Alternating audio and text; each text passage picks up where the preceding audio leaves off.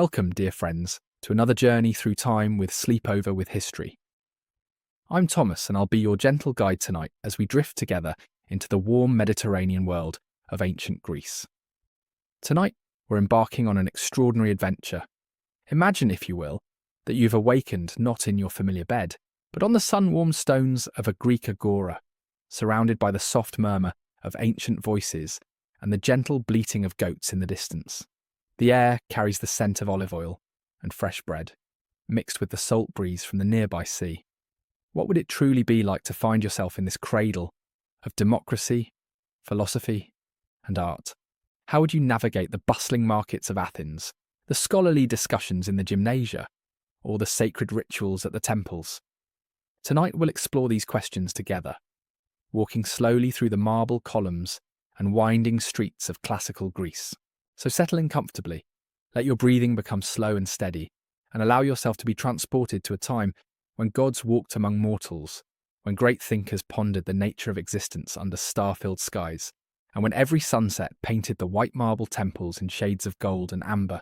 Close your eyes and let's begin this peaceful journey to ancient Greece together. The first sensation that reaches your consciousness is warmth, not the harsh, artificial heat you might expect, but the gentle, golden warmth of the Mediterranean sun filtering through what feels like linen curtains. Your eyes flutter open slowly, and instead of the familiar ceiling of your bedroom, you find yourself gazing up at rough-hewn wooden beams, darkened with age and smoke. The air itself feels different, cleaner somehow, carrying scents that seem both foreign and strangely comforting. You lie still for a moment, allowing your senses to adjust. The sounds that drift to your ears are unlike anything from your modern world. There's the distant lowing of cattle, the soft clatter of ceramic vessels, and voices speaking in melodic tones that rise and fall like music. Somewhere nearby, you can hear the rhythmic thud of a loom, punctuated by the gentle splash of water against stone. As you slowly sit up, you realize you're lying on a simple but comfortable bed, a wooden frame supporting a mattress stuffed with what feels like wool and dried herbs. The scent of lavender and rosemary clings to the rough linen sheets. Your clothing has changed too. Instead of your familiar pajamas, you're dressed in a simple tunic of undyed wool, soft and well-worn, tied at the waist with a leather cord. The room around you is small but welcoming. The walls are made of sun-dried brick, painted white and decorated with simple geometric patterns in blue and terracotta. A single window, covered with a light linen curtain, allows the morning breeze to flow through, carrying with it the mingled scents of the Mediterranean, olive oil, herbs, and the salt tang of the sea. You rise slowly, your bare feet touching the cool stone floor. The stones are worn smooth by countless feet over many years, and they feel surprisingly pleasant against your skin. As you approach the window, you notice that your movements feel different, more relaxed, less hurried. There's something about this place that seems to slow time itself, encouraging you to move with deliberate care, rather than the rushed pace you're accustomed to. Drawing back the curtain, you peer outside, and your breath catches in your throat. Before you stretches a view that seems lifted from the pages of history itself. The city of Athens spreads below you, but not the modern metropolis you might know. This is Athens in its golden age, around 450 BCE, when Pericles ruled and the city was at the height of its power and cultural achievement. The buildings are low and white, their flat roofs creating a patchwork of shadows in the morning sun. Between them, narrow streets wind like streams, filled with people going about their daily business. You can see women in colorful chitons carrying water jars on their heads, their movements graceful and practiced. Men in shorter tunics lead donkeys laden with goods, while children dart between the adults' legs, their laughter carrying on the breeze. But it's the sight in the distance that truly takes your breath away. Rising above the city on its rocky outcrop, the Acropolis stands in all its magnificent glory. The Parthenon, completed just a few years ago in this time, gleams like a jewel in the morning light. Its marble columns catch the sun, creating a structure that seems to glow from within. The temple is perfect, unmarked by time or war, its sculptures painted in vibrant colors that make the whole building seem alive. As you stand there, drinking in this incredible sight, you become aware of a presence behind you. Turning, You see a middle-aged woman entering the room, carrying a ceramic basin filled with water. Her hair is arranged in an elegant style, held in place with bronze pins, and she wears a chiton of deep blue wool, fastened at the shoulders with silver brooches. Her face is kind, with laugh lines around her eyes that speak of a life filled with both joy and wisdom. Kalimira, she says softly, her voice warm and welcoming. The word means good morning in ancient Greek, and somehow, miraculously, you understand her perfectly. She sets the basin on a small wooden table, and gestures toward it with a gentle smile. The water is fresh from the well, and I've added some mint leaves to refresh you. You approach the basin gratefully, splashing the cool water on your face and hands. The mint leaves release their fragrance as you disturb the water, and you feel immediately more alert and refreshed. The woman watches you with patient eyes, and when you're finished, she hands you a piece of soft linen to dry yourself. I am Sophia, she says, her voice carrying the musical quality you've noticed in all the Greek voices around you. My husband Cleon and I have been caring for you since you were found in the agora yesterday evening. You seemed confused and lost, speaking in a tongue none of us recognized. The physician said you had suffered some kind of blow to the head, perhaps from falling stones during the construction work on the Acropolis. But your color is good now, and your eyes are clear. You nod, accepting this explanation that allows you to exist in this world without too many questions. Sophia's kindness is evident in every gesture, and you feel a warmth toward her that transcends the barrier of centuries. Come, she says, moving toward the door. Let me show you our home, and then we'll break our fast together. Cleon is eager to meet you properly, and our son Nicias has been asking about you since dawn.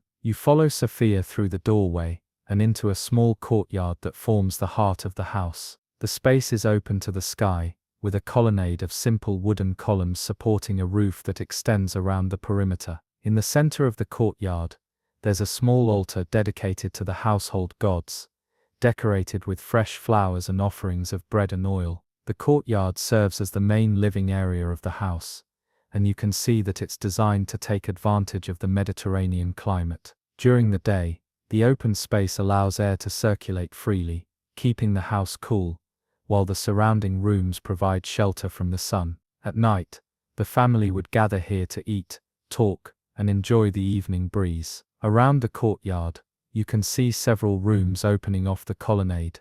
There's a kitchen area where a woman, probably a slave or servant, is grinding grain with a large stone quern. The rhythmic sound of the stone against stone is oddly soothing, and the smell of fresh bread drifts from an oven built into the wall. Another room appears to be a workshop where a man is working with leather, his tools laid out neatly on a wooden bench. Sophia leads you to a corner of the courtyard, where cushions are arranged around a low table. Here, a man in his 50s is reclining, reading from a papyrus scroll. He looks up as you approach, setting aside his reading with a smile. This must be Cleon, Sophia's husband. Ah, our guest awakens, he says, rising to greet you.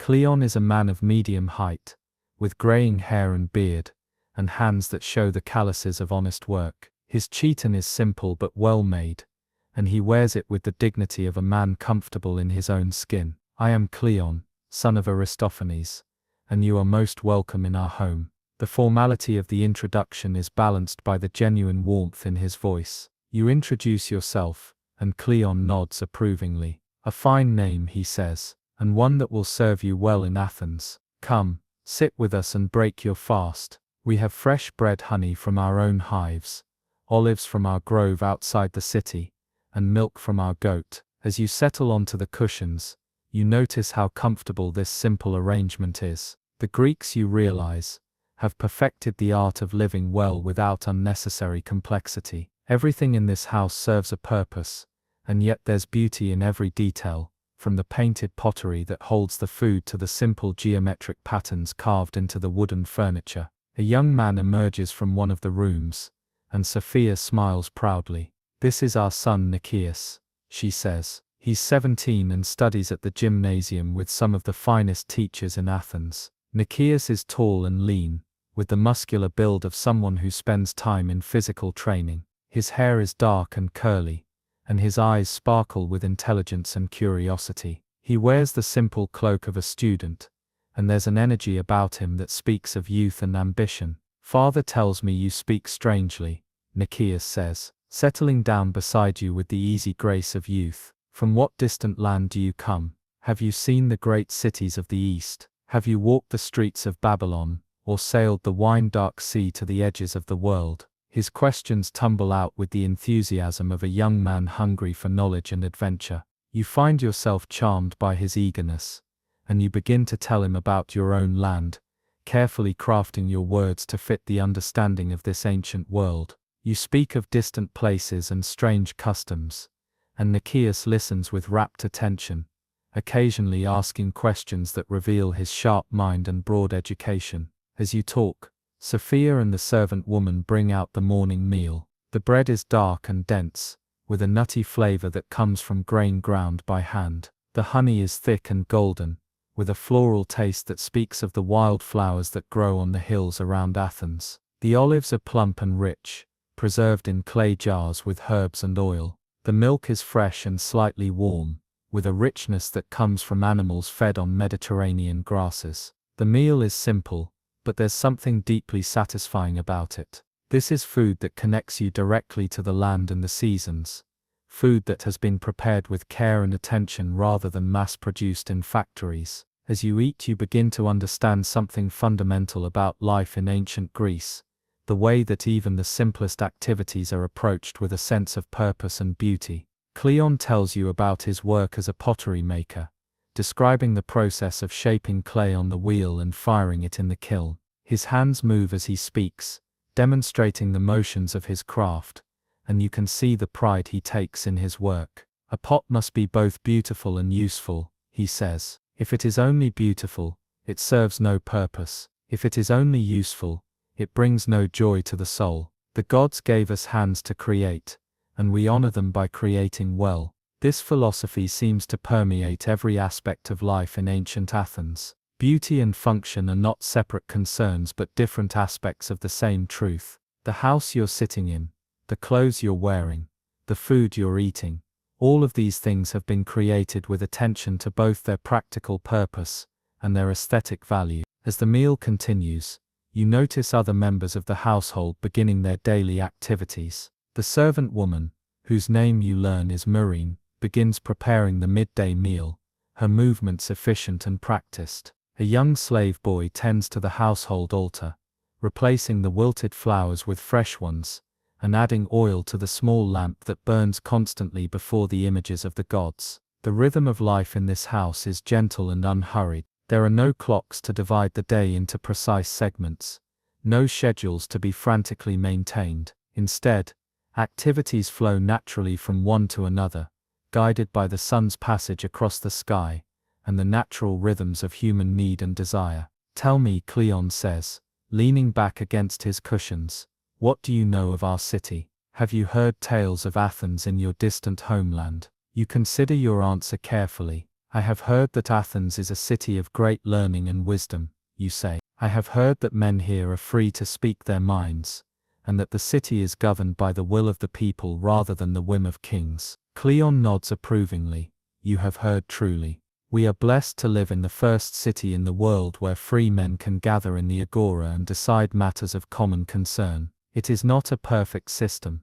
No human creation ever is, but it is better than the tyranny that has plagued mankind since the beginning of time. Nicias leans forward eagerly. And the learning, he exclaims. Father, tell our guest about the teachers who come to the gymnasium. Yesterday I heard Anaxagoras speak about the nature of the sun and stars, and the day before, Protagoras debated the nature of virtue with a group of young men from Corinth. Ah, the sophists, Cleon says with a mixture of admiration and concern. Wise men who travel from city to city, teaching young men to think and speak well.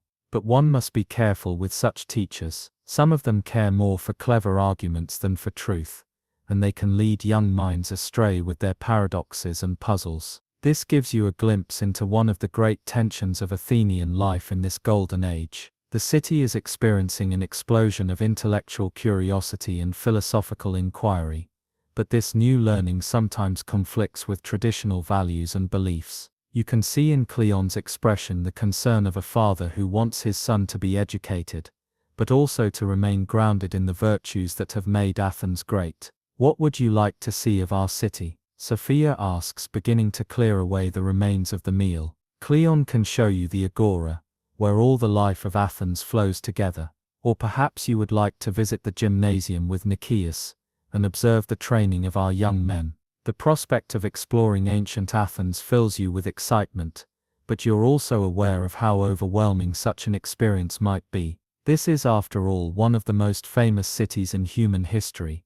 At the height of its power and cultural achievement, every street corner might hold wonders that would take hours to properly appreciate. I think you say carefully that I would like to begin slowly, to understand the rhythm of life here before I venture into the great crowds and activities of the city. Cleon nods approvingly. Wisdom in a stranger, he says. Yes, it is better to walk before you run, to observe before you participate. Athens can be overwhelming even for those of us who have lived here all our lives. As if to emphasize his point, a commotion erupts in the street outside. Through the entrance to the courtyard, you can see people running and shouting, their voices filled with excitement rather than alarm. Nicias jumps up and runs to the street, returning moments later with news. A ship has arrived from Salamis, he reports breathlessly, a merchant vessel loaded with goods from the islands. The captain says he has news of the Persian activities in the east, and everyone is gathering in the agora to hear his report. The mention of the Persians sends a slight chill through the household. Even in this golden age of Athens, the memory of the Persian wars is still fresh. The great battles of Marathon and Salamis, where the Greeks proved that free men could defeat the vast armies of despotic kings, occurred within living memory. The threat from the east is always present, always requiring vigilance. Should we go to hear the news? Sophia asks her husband. Cleon considers for a moment, then shakes his head. The agora will be crowded, and by evening we will hear all the important details anyway. Let the young men push and shove to get close to the speaker. We can learn what we need to know from our neighbors when they return. This decision reveals something important about life in ancient Athens. While the city is democratic and participatory, not everyone feels compelled to participate in every public event. There's a confidence that important news will spread naturally through the community, and that one doesn't need to be present at every gathering to remain informed. As the morning progresses, you begin to settle into the rhythm of the household. You help Sophia with some simple tasks, sorting lentils, folding cloth, organizing the storage jars in the pantry. The work is peaceful and meditative, and you find yourself enjoying the simple satisfaction of contributing to the household's well-being. Cleon shows you his workshop, where he shapes clay into beautiful vessels. The workshop is a small room opening off the courtyard, with a large wheel in the center and shelves lining the walls. The shelves are filled with pots in various stages of completion, some still wet and soft, others dried and ready for firing, and still others finished and decorated with intricate patterns. The secret, Cleon explains as he demonstrates the wheel, is to work with the clay, not against it. The clay wants to take certain shapes, and a skilled potter learns to feel those preferences and guide them rather than force them. As you watch him work, you're struck by the meditative quality of the process. Cleon's hands move with practiced skill, but there's also a sense of partnership between the potter and his material. The clay rises and falls under his touch, taking shape gradually and naturally. There's no hurry, no pressure to complete the work quickly. Instead, there's a sense of collaboration between human skill and natural material. The morning passes peacefully in this way, with small tasks and gentle conversation. You begin to understand that life in ancient Athens, at least for middle-class citizens like Cleon and Sophia, is characterized by a kind of deliberate slowness. There's time to do things properly, time to appreciate the process as well as the result, time to talk and think and observe. As the sun reaches its zenith, the household begins to prepare for the midday meal. This is the main meal of the day, and it's approached with the same attention to detail and beauty that characterizes everything else in Greek life.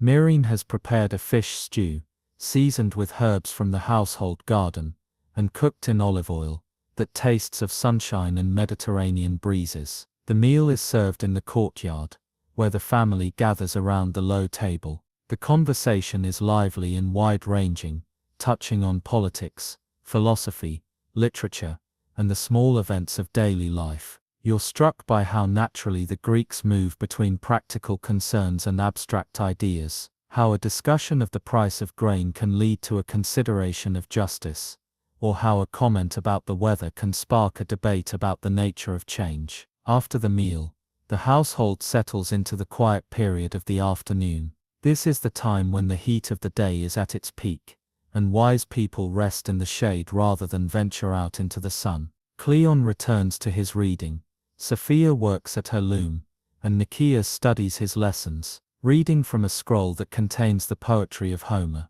You find yourself drawn to listen as Nicias reads aloud, his voice rising and falling with the rhythm of the ancient Greek verse. The language is beautiful, even when you don't understand every word, and the stories are stirring accounts of heroes and gods, of love and war, of the eternal human struggles against fate and circumstance. The Iliad, Nicias explains when he notices your interest. The greatest poem ever written, about the war between the Greeks and the Trojans. Every educated person in Athens knows large portions of it by heart. It teaches us about courage and honor, about the price of pride and the importance of friendship. As you listen to the ancient words, you begin to understand something fundamental about Greek culture.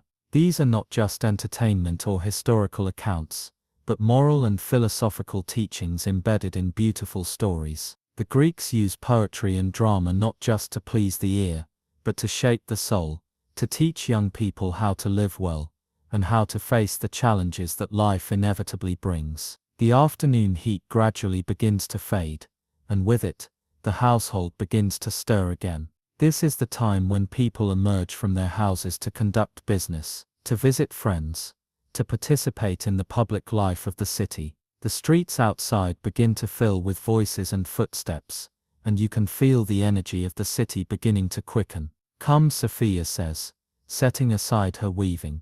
Let us walk to the well. We need water for the evening meal, and you should see something of the neighborhood. You follow Sophia out of the house and into the narrow street beyond. The street is paved with stones, worn smooth by countless feet, and lined with houses similar to the one you've been staying in. Each house presents a relatively blank wall to the street, with a simple door and perhaps a small window or two. The real life of the house, you now understand, takes place in the interior courtyard, hidden from the view of passers-by. As you walk, you meet other women heading to the well, all carrying large ceramic jars. They greet Sophia warmly, and she introduces you as a guest who has come from distant lands. The women are curious, but polite, asking questions about your journey in your homeland. You find yourself inventing stories about distant cities and strange customs, and the women listen with the polite attention that Greeks show to all travelers. The well is located in a small square, where several streets meet. It's a beautiful structure, built of white marble and decorated with carved reliefs showing scenes from mythology. The well itself is deep and cool, and the water that comes up in the bronze bucket is clear and sweet. This is not just a utilitarian structure, but a work of art that brings beauty into the daily lives of the people who use it. As you wait your turn to draw water, you have a chance to observe the life of the neighborhood. Children play in the dust, their games involving knucklebones and hoops and simple toys made from clay and wood. Older men sit in the shade of a plane tree, playing a board game that involves moving stones across a marked surface. Women chat as they work, their voices creating a pleasant background hum of conversation. There's a peacefulness to this scene that touches something deep in your soul. This is human life at its most basic and most beautiful. People going about their daily tasks with care and attention, finding joy in simple pleasures, creating community through shared activities and mutual support. As you walk back to the house, your jar balanced carefully on your head in the manner that Sophia has taught you, you find yourself thinking about the differences between this world and your own. Here there's no artificial lighting to extend the day, no mechanical devices to speed up work, no electronic entertainment to distract from the simple pleasure of human company. And yet, there's something profoundly satisfying about this way of life, something that speaks to deep human needs that perhaps have been forgotten in your own time. The evening meal is a simpler affair than the midday meal, consisting of bread, olives, cheese and watered wine. The family gathers again in the courtyard, but now the conversation is quieter, more reflective. The day's activities are winding down, and people are beginning to prepare for the night. As the sun sets, painting the sky in shades of rose and gold, lamps are lit throughout the house. These are simple clay vessels filled with olive oil, with wicks made from flax or cotton. The light they provide is warm and gentle, creating pools of golden illumination in the growing darkness. Tomorrow, Cleon says, as the family prepares for bed, if you are feeling well, we will venture into the agora. You should see the heart of our city, where all the streams of Athenian life flow together. But tonight, rest well. The bed is comfortable, and the night air is sweet. As you settle into your simple bed, you can hear the sounds of the city gradually quieting down. The voices in the street become fewer and more distant, the sounds of work and commerce fade away, and the night sounds of the Mediterranean begin to take their place. Somewhere in the distance, a night bird calls, and you can hear the soft whisper of wind in the olive trees. You lie awake for a while, processing the remarkable day you've just experienced. You've awakened in one of the most famous cities in human history, at the height of its golden age. You've been welcomed into a Greek household, shared meals with a Greek family, and begun to understand something of what life was like in this ancient world. But more than that, you've begun to understand something about the pace and rhythm of human life when it's not driven by artificial schedules and mechanical demands. There's a naturalness to the way time flows in ancient Athens, a sense that activities should unfold at their own proper pace, rather than being hurried along by external pressures. As sleep begins to claim you, you find yourself looking forward to tomorrow's adventures. The agora awaits, with all its wonders and complexities. You'll see the place where democracy was born, where philosophy first began to question the nature of reality, where art and literature reached heights that have never been surpassed. But for now, you're content to rest in this simple bed, in this peaceful house, surrounded by the gentle sounds of an ancient city settling into sleep. The Mediterranean night is warm and soft, and your dreams, when they come, are filled with marble columns and olive groves, with the sound of ancient voices speaking words of wisdom and beauty that have echoed through the centuries. The first day of your journey into ancient Greece has ended, but the adventure is just beginning. Tomorrow will bring new discoveries, new understanding, and new appreciation for the civilization that gave birth to so much of what we value in human culture. For now, though, there's only the peaceful darkness, and the promise of dreams filled with the wonders of the ancient world. The night air carries the scent of jasmine and the distant sound of the sea, and you drift off to sleep, knowing that you're experiencing something that few people in history have ever had the chance to experience: life in ancient Athens, in all its beauty and complexity, during the golden age when the city stood at the very pinnacle of human achievement. You awaken to the gentle sound of birds singing in the olive tree that grows near your window.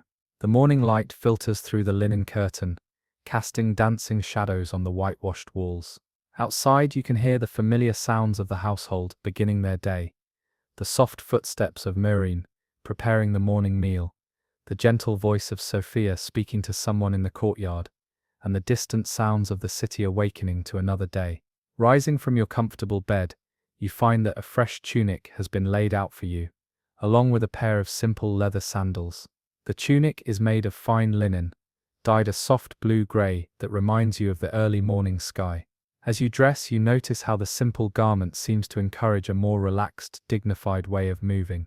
There's something about wearing ancient Greek clothing that makes you naturally stand straighter, walk more deliberately, and gesture with greater grace. In the courtyard, you find Cleon already awake, sitting beside the household altar, with a cup of watered wine and a piece of bread. He's performing the morning ritual of libation, pouring a small amount of wine onto the ground as an offering to the gods. The gesture is simple but profound, a daily reminder of humanity's place in the larger cosmic order. "Good morning, my friend," Cleon says, rising to greet you. "I trust you slept well. The night was peaceful, blessed by the gods with gentle breezes and the songs of crickets." You tell him that you slept deeply and feel refreshed, ready for whatever the day might bring. Cleon nods approvingly, then gestures toward the low table where the morning meal is being arranged. "Today, if you are willing, we will visit the agora," he says. "It is the heart of our city, where all the streams of Athenian life flow together. You will see merchants from distant lands, philosophers debating the nature of virtue, citizens discussing the affairs of the polis, and craftsmen displaying their finest work. But first we must break our fast and perform our duties to the gods." Sophia emerges from the kitchen area, carrying a tray of food. She looks particularly elegant this morning, wearing a chiton of deep green wool, fastened with bronze brooches shaped like owls, the sacred bird of Athena, patron goddess of Athens. Her hair is arranged in an intricate style, woven with ribbons that catch the morning light. "I have prepared some special delicacies for our guest," she announces, setting the tray on the table. "Honey cakes flavored with sesame and rosewater, fresh goat cheese mixed with herbs from our garden, and figs preserved in sweet wine." As you gather around the low table, Nicias joins you, looking excited about the day's plans. "Father, may I accompany you to the agora? My lessons with Apollodorus are not until this afternoon, and I would like to show our guest the statue of Athena that was dedicated last month." Cleon considers this request for a moment. "Very well, but you must promise to stay close and to conduct yourself with the dignity befitting a citizen of Athens. The agora is not a playground for boys, but a sacred space where the business of the polis is conducted." As you eat, Cleon explains something of what you can expect to see in the agora.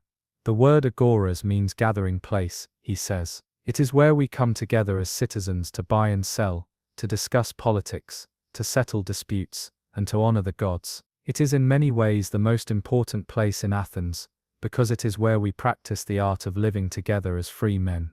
The meal is leisurely, punctuated by conversation about the day's plans and the current affairs of the city. You learn that there's been news from the Persian frontier, where Greek colonies are under pressure from the expanding Persian Empire. There's also excitement about the upcoming festival of Dionysus, when the greatest tragedians of Athens will compete for the prize of the best play. After the meal, Cleon performs another small ritual, offering a portion of bread and wine to the household gods. You're struck by how naturally these religious observances are woven into the fabric of daily life. There's nothing forced or artificial about them. They seem to arise naturally from a deep sense of gratitude and connection to the divine forces that govern the world. "The gods are present in every aspect of our lives," Cleon explains as you prepare to leave. "They give us the grain that becomes bread, the grapes that become wine, the clay that becomes pottery. It is only proper that we acknowledge their gifts and ask for their continued blessing." As you step out into the street, you're immediately struck by the increased activity compared to yesterday. The narrow streets are filled with people heading toward the center of the city, all carrying goods or wearing their finest clothes. There's an energy in the air, a sense of anticipation and purpose that makes you quicken your pace. The walk to the agora takes you through several different neighborhoods, each with its own character and rhythm. In the Potter's Quarter you can hear the sound of wheels turning, and see smoke rising from the kilns where yesterday's work is being fired. The Smith's Quarter rings with the sound of hammers on anvils, as craftsmen shape bronze and iron into tools, weapons, and decorative objects. As you walk, Cleon points out various landmarks and explains their significance. "That temple honors Hephaestus, the god of craftsmen," he says, indicating a beautiful marble structure perched on a small hill. "The smiths and potters make offerings there, asking for skill in their work and protection from the dangers of fire." You pass groups of slaves carrying goods to market, their movements efficient and purposeful. Cleon explains that slavery is an accepted part of Athenian society, though he treats his own slaves with kindness and respect. "A man is judged by how he treats those who depend on him," he says. "The gods see all, and they punish those who abuse their power over others." As you approach the agora, the streets become wider and more impressive. The buildings are larger and more elaborate, decorated with painted friezes and carved ornaments. You can see that you're entering the civic heart of the city, where the most important public buildings are located. And then suddenly you emerge into the agora itself, and your breath catches in your throat. The space is vast, surrounded by magnificent buildings, and filled with a bustling crowd of people engaged in every conceivable activity. The morning sun illuminates the scene like a stage, creating a spectacle of color and movement that seems almost too vivid to be real. The agora is roughly rectangular, surrounded by colonnades that provide shade and shelter for the various activities taking place. The colonnades are called stas, and they serve as meeting places, workshops and temporary shelters for visitors to the city. The columns are made of gleaming marble, and the spaces between them are filled with people talking, conducting business, and observing the passing scene. In the center of the agora, there's a large open space where the main market activities take place. Merchants have set up stalls and spread their goods on cloths, creating a colorful patchwork of merchandise from all over the Mediterranean world. You can see pottery from Corinth, jewelry from Asia Minor, spices from the East, and wine from the islands. But the agora is far more than just a marketplace. As Cleon leads you through the crowd, you begin to understand the multiple layers of activity that make this space the true heart of Athenian democracy. Near the center of the agora, you can see a group of men engaged in animated discussion, their voices rising and falling as they debate some question of public policy. These are citizens exercising their right to participate in the governance of their city. Come, Cleon says, guiding you toward a particular star. Let me show you something that will help you understand what makes Athens different from other cities. He leads you to a building called the Star of Zeus, where a large stone platform has been erected. On this platform, a man is addressing a crowd of citizens, his voice carrying clearly across the space. He's speaking about the proposed construction of new ships for the Athenian navy, and the crowd is listening intently, occasionally calling out questions or comments. This is democracy in action, Cleon explains quietly. Any citizen can speak here, can propose laws, can question the decisions of our leaders. In other cities, such matters are decided by kings or tyrants, but here in Athens, we believe that free men, reasoning together, can find the best solutions to our common problems. You watch in fascination as the democratic process unfolds before you. The speaker is not a professional politician, but a citizen who has studied the issue and formed opinions about it. His arguments are logical and well-reasoned, and he supports them with references to history, precedent, and the common good of the city. When he finishes speaking, another citizen takes the platform to offer a different perspective. The debate is vigorous but respectful, and you can see that the crowd is genuinely engaged in considering the merits of both positions. This is not mere rhetoric or empty posturing, but a serious attempt by free citizens to make the best decisions for their community.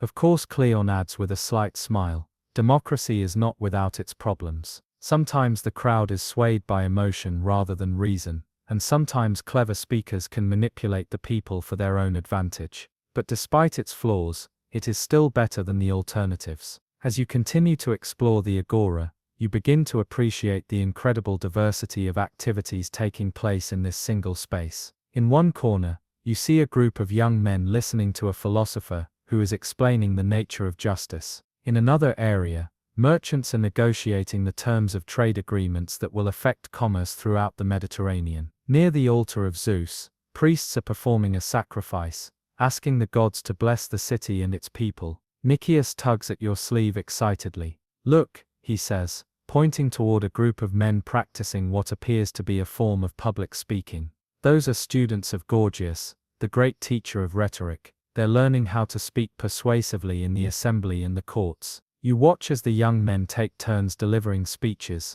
their gestures flowing, and their voices modulated for maximum effect. Their teacher, a dignified man with a grey beard, offers corrections and suggestions, helping them to improve their technique. You're struck by how seriously the Greeks take the art of public speaking, viewing it as an essential skill for any citizen who wants to participate effectively in democratic governance. In Athens, Cleon explains, a man's ability to speak well can determine his success in life. The courts, the assembly, the various offices of government, all require citizens who can present their ideas clearly and persuasively. That is why we invest so much time and effort in teaching our young men to speak well. As you walk through the market area, you're amazed by the variety of goods on display. There are tables laden with fresh produce from the farms around Athens, olives, grapes, figs, pomegranates, and vegetables you don't recognize. Other stalls offer manufactured goods, pottery painted with intricate designs, jewelry made from gold and silver, textiles dyed in brilliant colors, and tools made from bronze and iron. You stop at a stall where a craftsman is demonstrating his skill at metalworking. He's creating a bronze mirror, hammering the metal into shape with practiced strokes. The mirror will be decorated with an engraved design showing Aphrodite, the goddess of beauty, surrounded by roses and doves. The craftsman's hands move with sure confidence, and you can see the pride he takes in his work. Beautiful work, Cleon comments, examining the mirror closely. The goddess herself would be pleased to see her reflection in such a fine piece. The craftsman beams with pleasure at the compliment. Thank you, citizen. I learned the craft from my father, who learned it from his father before him. Each generation tries to improve upon the work of the previous one, to honor the gods and bring beauty into the world. This conversation reveals something important about Greek attitudes toward work and craftsmanship.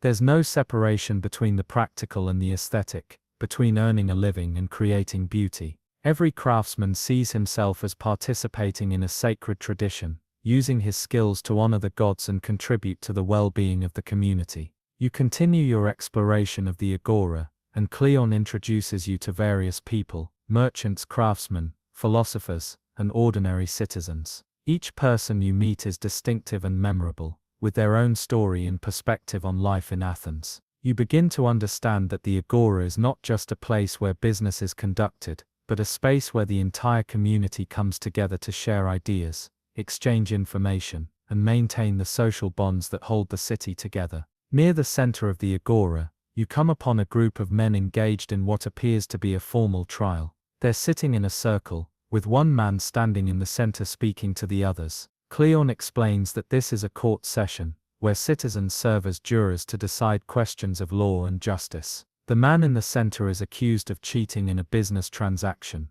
Cleon whispers. The jurors will listen to both sides of the case, and then vote on his guilt or innocence. There are no professional judges in Athens. Justice is administered by ordinary citizens who have been chosen by lot. You watch as the accused man presents his defense, his voice steady despite the seriousness of the charges against him. He calls witnesses to testify on his behalf, and you can see that the jurors are listening carefully, weighing the evidence and considering the implications of their decision.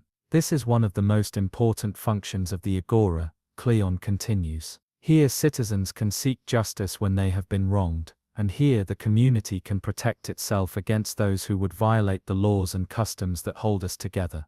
The trial continues, but Cleon suggests that you move on to see other aspects of the agora. As you walk away, you reflect on what you've just witnessed. The idea that ordinary citizens, rather than professional judges, should be responsible for administering justice, is both inspiring and slightly frightening.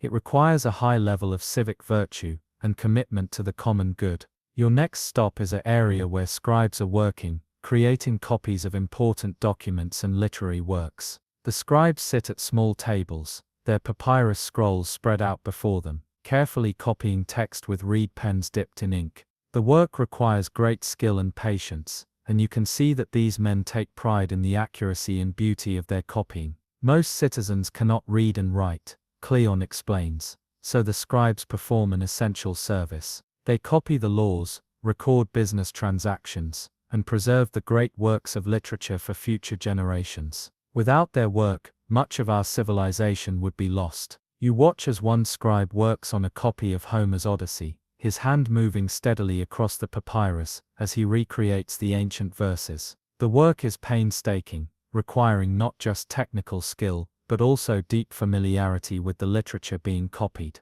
A single mistake could corrupt the text for all future readers. Near the scribes, you discover a small group of men engaged in what appears to be a philosophical discussion. They're sitting in the shade of a plane tree, their voices quiet but intense as they debate some abstract question. Nicias whispers that one of the men is Socrates, the famous philosopher who has been questioning the assumptions of Athenian society.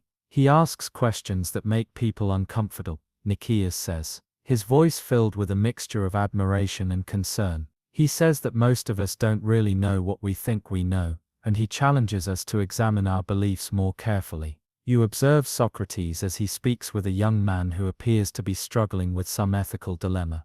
The philosopher's method is to ask probing questions rather than to provide direct answers, leading his student to discover the contradictions and gaps in his own thinking. It's a fascinating process to watch, and you can see why Socrates has gained such a following among the young men of Athens. What is courage? Socrates is asking his student, is it merely the absence of fear, or is it something more? And if courage is a virtue, how do we acquire it? Can it be taught, or is it something we are born with? The young man struggles to answer these questions, and you can see the frustration and excitement on his face as he realizes that ideas he thought he understood are actually quite complex and problematic. This is the famous Socratic method in action, and you're witnessing one of the most important developments in the history of human thought. As the morning progresses, the agora becomes increasingly crowded and active. More merchants arrive with their goods, more citizens gather to conduct business and discuss politics,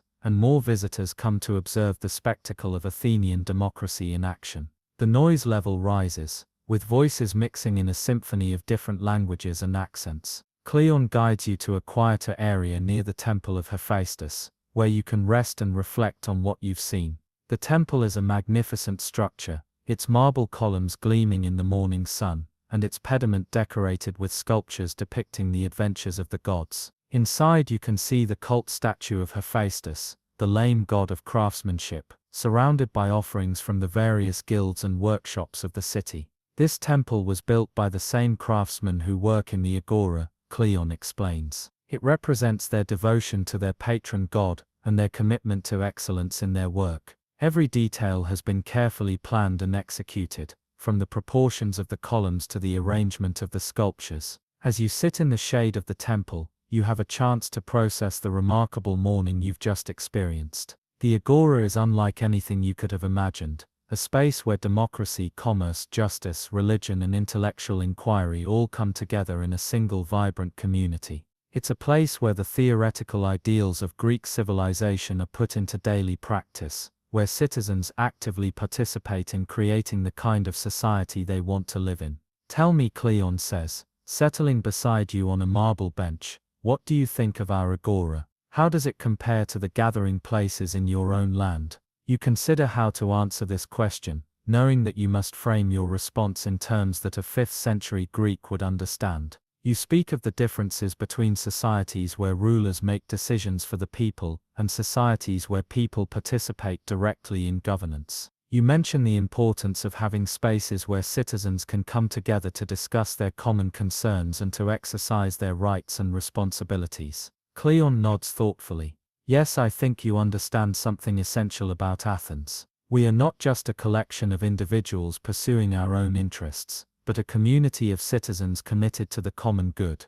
The agora is where we practice this commitment, where we learn to balance our personal desires with our civic duties. As you talk, you notice a commotion near the center of the agora. A crowd is gathering around a herald who has just arrived with news from outside the city. The herald is a professional messenger, trained to memorize and deliver important information accurately over long distances. He stands on a platform, his voice carrying clearly across the space as he announces his message. Citizens of Athens, he calls, I bring word from the north. The city of Potidea has rebelled against the Athenian alliance, and has sought protection from Sparta. The assembly will convene this afternoon to decide how to respond to this challenge. The news sends a ripple of excitement and concern through the crowd. Potidea is an important city in the Athenian Empire, and its rebellion could signal the beginning of a larger conflict with Sparta, Athens' great rival. Citizens begin to gather in small groups, discussing the implications of the news and debating what action should be taken. This is serious news, Cleon says, his expression grave. Potidea controls important trade routes, and its loss would be a significant blow to our empire. But if we respond with force, we risk provoking a war with Sparta. You can see the weight of democratic responsibilities settling on the shoulders of the citizens around you. These are not passive subjects waiting for their rulers to make decisions for them, but active participants in the governance of their city. The decision about how to respond to the rebellion will be made by the assembly, where every citizen has the right to speak and vote. Will you attend the assembly this afternoon? You ask Cleon. He considers for a moment. Yes, I think I must. This is too important a matter to leave to others. Every citizen who can attend should do so, to ensure that the decision reflects the will of the entire community. As the morning gives way to midday, the character of the agora begins to change. The formal business of the morning, the trials, the political discussions, the philosophical debates gives way to a more relaxed atmosphere. Citizens linger to chat with friends, merchants take breaks from their selling to enjoy a meal, and children appear with their mothers to buy provisions for the household. You notice that the agora serves different functions at different times of day, adapting to the changing needs of the community. In the morning it's a place of serious business and civic responsibility. At midday, it becomes more social and familial. You suspect that by evening, it will take on yet another character, perhaps becoming a place of leisure and entertainment. Nicias suggests that you visit the herms, the square pillars topped with the head of Hermes that are scattered throughout the agora. These serve as boundary markers and protective talismans, and citizens often pause to leave small offerings or to pray for success in their endeavors. The herms are also used as notice boards, where public announcements are posted, and where citizens can leave messages for each other. As you examine one of the herms, you notice that it's covered with inscriptions, some official announcements, others personal messages. There are notices about lost property, invitations to religious ceremonies, and announcements of upcoming theatrical performances. The herm serves as a kind of primitive communication system, allowing citizens to stay informed about the life of their community. These herms are sacred to Hermes, the messenger god, Nicias explains. He protects travelers and merchants, and he guides the souls of the dead to the underworld. By placing his image here in the agora, we ask for his protection over our commercial and civic activities. The religious dimension of the agora is something you're beginning to appreciate more fully. This is not just a secular space where business is conducted, but a sacred space where the community comes together under the protection of the gods. The various temples and shrines, the sacrificial altars, the herms and other religious monuments, all of these serve to remind citizens that their activities are taking place within a larger cosmic order. As the sun reaches its zenith, Cleon suggests that it's time to return home for the midday meal. The agora will continue to bustle with activity, but the most important business of the day has been concluded. Citizens are beginning to disperse to their homes, carrying with them the news and impressions they've gathered during their morning in the heart of the city. On the walk home, you reflect on the morning's experiences. You've witnessed democracy in action, seen justice being administered by ordinary citizens, observed the free exchange of ideas and goods, and experienced the complex interplay of secular and religious elements that defines Greek civic life. Most importantly, you've begun to understand what it means to be a citizen in the full sense of the word, not just a resident of a particular place, but an active participant in the creation and maintenance of a civilized community. The agora is far more than a marketplace or a government building. It's a living symbol of the Greek ideal of the polis, the city-state as a moral and political community, where free citizens work together to create the conditions for human flourishing. In the agora, you've seen how this ideal is put into practice, how the lofty theories of Greek political philosophy are translated into the everyday realities of civic life. As you approach Cleon's house, you can smell the familiar sense of the midday meal being prepared. The morning's adventures have given you a healthy appetite, and you look forward to discussing what you've seen with Sophia and the other members of the household.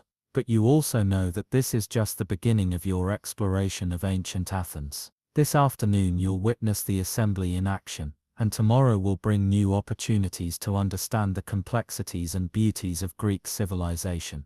The agora has shown you the public face of Athenian democracy, the formal structures and procedures through which citizens govern themselves. But there's also a private dimension to Greek life, a world of family relationships, religious observances, and personal struggles that takes place away from the public gaze. In the days to come, you'll explore both dimensions, gaining a fuller understanding of what it meant to be human in this remarkable time and place. For now though, you're content to return to the peaceful courtyard of Cleon's house, to share a meal with your new Greek family, and to prepare for the afternoon session of the assembly. The morning in the agora has been both exhilarating and exhausting, and you're grateful for the opportunity to rest and reflect before the next phase of your ancient adventure begins. The Mediterranean sun is warm on your face as you enter the familiar courtyard, and you can hear Sophia's voice calling out a greeting from the kitchen. The rhythm of life in ancient Athens continues, steady and purposeful, carrying you along on its gentle current toward new discoveries and deeper understanding of this extraordinary civilization. The afternoon sun casts long shadows across the courtyard as you finish your midday meal with Cleon's family. The conversation has been subdued, dominated by discussion of the morning's news from Potidea. Even Sophia, who usually stays removed from political matters, seems concerned about the implications of the rebellion. War brings suffering to everyone, she says quietly, her hands moving restlessly as she arranges and rearranges the remnants of the meal. The young men march away singing, but the mothers and wives are left to wonder if they will ever return. Cleon reaches over and takes her hand gently. Let us not speak of war before we know that war is inevitable. The assembly will meet this afternoon, and perhaps cooler heads will prevail. Athens has many options besides military action. As the household prepares for the afternoon's activities, you notice the subtle changes that the political crisis has brought to the usual routine. There's a tension in the air, a sense that important decisions are about to be made that will affect everyone's life. Even the servants seem more subdued as they go about their tasks. Come, Cleon says, rising from the table. We should prepare for the assembly. It will be crowded, and we want to arrive early enough to find a good place to sit. He disappears into the house and returns wearing a different chiton, one made of finer wool and dyed a deep blue that speaks of special occasions. Around his shoulders, he drapes a himation, a cloak that marks him as a citizen of standing. You notice that he's also carrying a small leather bag containing what appears to be writing materials. In the assembly, he explains, citizens are expected to dress appropriately and to come prepared to participate in the discussions. I bring tablets and a stylus so that I can take notes on the various speeches and proposals. Nicias appears, also dressed more formally than usual. Father, may I accompany you to the assembly? I know I cannot yet vote, but I would like to observe the proceedings. Cleon considers this request carefully. The assembly is not a place for boys to play, but you are old enough to begin learning about your civic responsibilities. Very well, but you must promise to remain silent and to pay attention to what you observe. As you prepare to leave, Sophia comes to bid you farewell. She's changed into a more formal chiton as well, and you realize that she's planning to attend some kind of women's gathering while the men are at the assembly. I will be visiting the temple of Demeter with some of the other women, she explains. We will pray for the wisdom of our leaders and for peace between the cities. Women cannot vote in the assembly, but we can still serve the polis in our own way. The walk to the assembly takes you through a different part of the city than you explored this morning. The streets are filled with citizens heading in the same direction, all wearing their finest clothes and carrying themselves with the dignity appropriate to their role as participants in democratic governance. The atmosphere is serious but not grim. These men are about to exercise one of the most precious rights of citizenship, the right to participate directly in the decisions that will shape their community's future. The assembly meets on the Pnyx, Cleon explains as you walk. It's a hill west of the agora that has been specially prepared for our democratic gatherings. The space can hold up to 6,000 citizens, though we rarely have that many in attendance except for the most important debates. As you climb the hill, you begin to appreciate the magnitude of what you're about to witness. 6,000 citizens, this is direct democracy on a scale that has never been repeated in human history. Every man walking beside you has the right to speak, to propose laws, to question the city's leaders, and to vote on the issues that affect their common life. The Pnyx itself is an impressive sight. The hill has been carved into a natural amphitheatre, with semicircular rows of stone seating facing a speaker's platform. The platform is simple but dignified,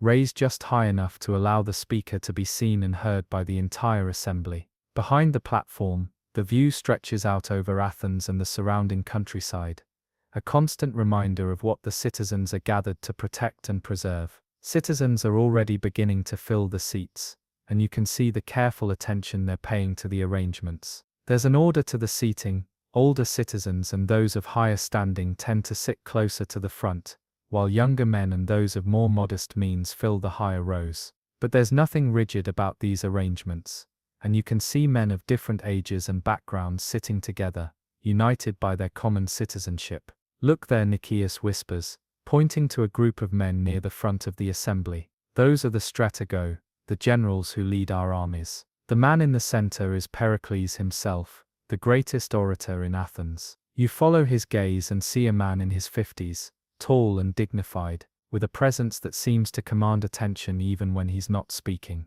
Pericles is wearing a simple but elegant chiton, and his manner is calm and composed despite the gravity of the situation. Around him, other military and political leaders are engaged in quiet conversation, presumably discussing the strategy they'll propose to the assembly. Pericles has led Athens for nearly 20 years, Cleon explains quietly. He's the one who conceived the plan to build the Parthenon and the other great temples on the Acropolis. But he's also the one who has pushed Athens to expand its empire, which has brought us into conflict with Sparta. As more citizens arrive, the assembly begins to take on the character of a great social gathering. Men greet friends and acquaintances, exchange news and opinions, and engage in the kind of informal discussion that prepares the ground for the formal debates to come.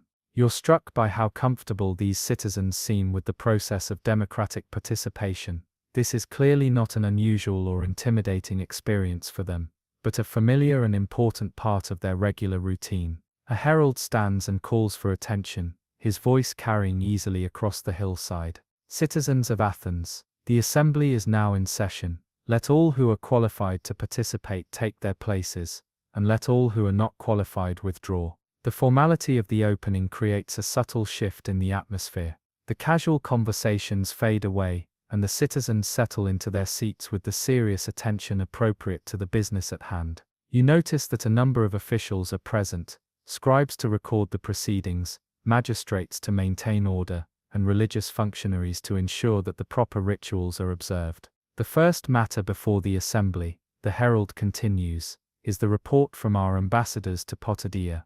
"Let Callias, son of Hipponicus, come forward to address the citizens." A man in his 40s rises from the front rows and approaches the speaker's platform. He's wearing a chiton that shows signs of travel, and his face is weathered by sun and wind. This is clearly a man who has recently returned from a difficult journey with important news to deliver. "Citizens of Athens," Callias begins, his voice strong and clear, "I bring you greetings from Potidaea, but I also bring troubling news. The city has indeed rebelled against our alliance, and they have sent ambassadors to Sparta requesting military assistance." A murmur runs through the assembly as citizens react to this confirmation of the morning's rumors. Callias waits for the noise to subside before continuing with his report. The leaders of Potidaea claim that Athens has become tyrannical in its treatment of allied cities, demanding excessive tribute and interfering in their internal affairs. They say they can no longer accept Athenian hegemony, and are prepared to fight for their independence.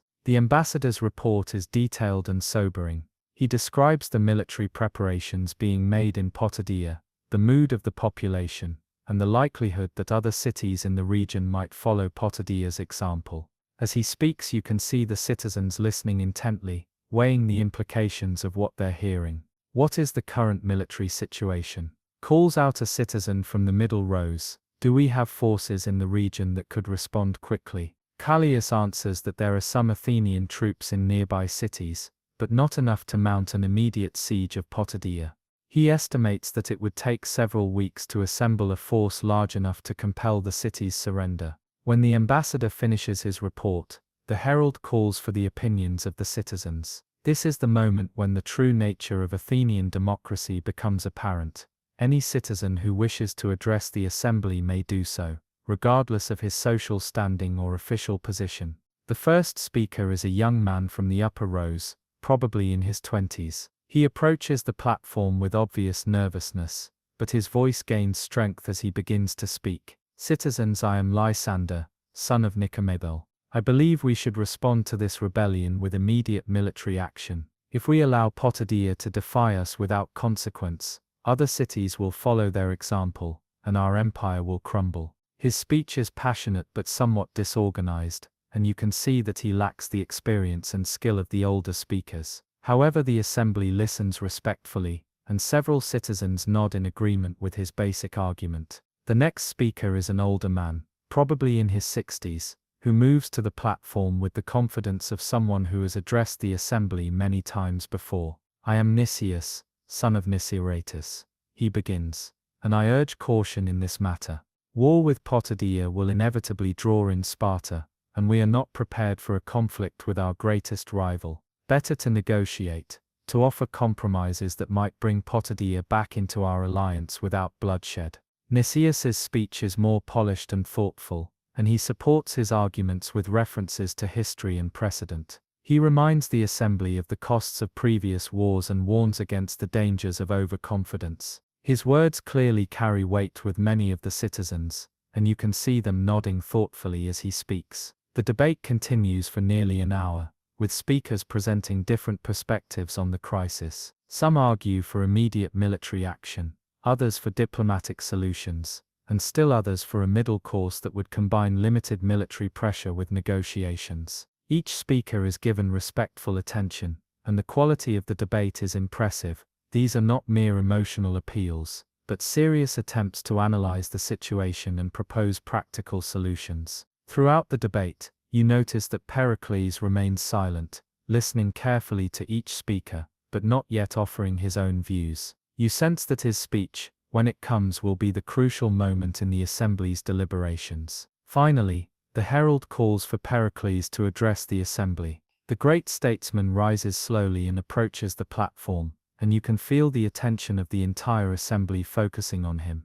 There's something almost electric in the air as 6,000 citizens prepare to hear from the man who has shaped Athenian policy for nearly 2 decades. "Citizens of Athens," Pericles begins, his voice carrying effortlessly across the hillside, "we face a difficult decision, and we must not allow ourselves to be swayed by either excessive fear or excessive confidence." His opening words immediately establish the tone of his speech, measured, thoughtful, and designed to appeal to the citizens' reason rather than their emotions. As he continues, you begin to understand why Pericles has been so successful as a democratic leader. Potidaea's rebellion is serious, but it is not unexpected. When a city grows in power and influence, it inevitably faces challenges from those who feel threatened by its success. The question before us is not whether we should respond to this challenge, but how we should respond. Pericles then launches into a detailed analysis of Athens' strategic situation,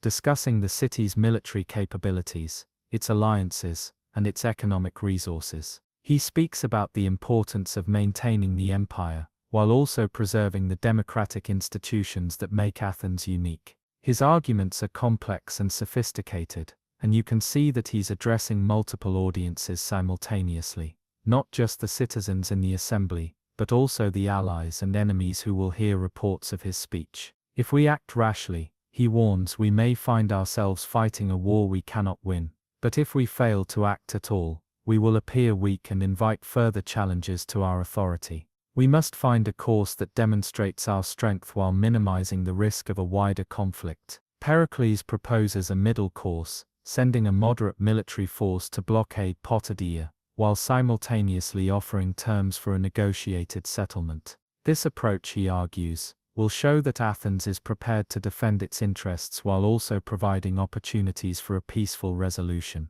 "We are not seeking war," he concludes, "but we are prepared for war if it becomes necessary. Let our enemies understand that Athens will not be intimidated, but let them also understand that we prefer the path of wisdom to the path of violence." The speech is masterful, and you can see its effect on the assembly. Pericles has managed to address the concerns of both the hawks and the doves while presenting a strategy that seems both practical and principled.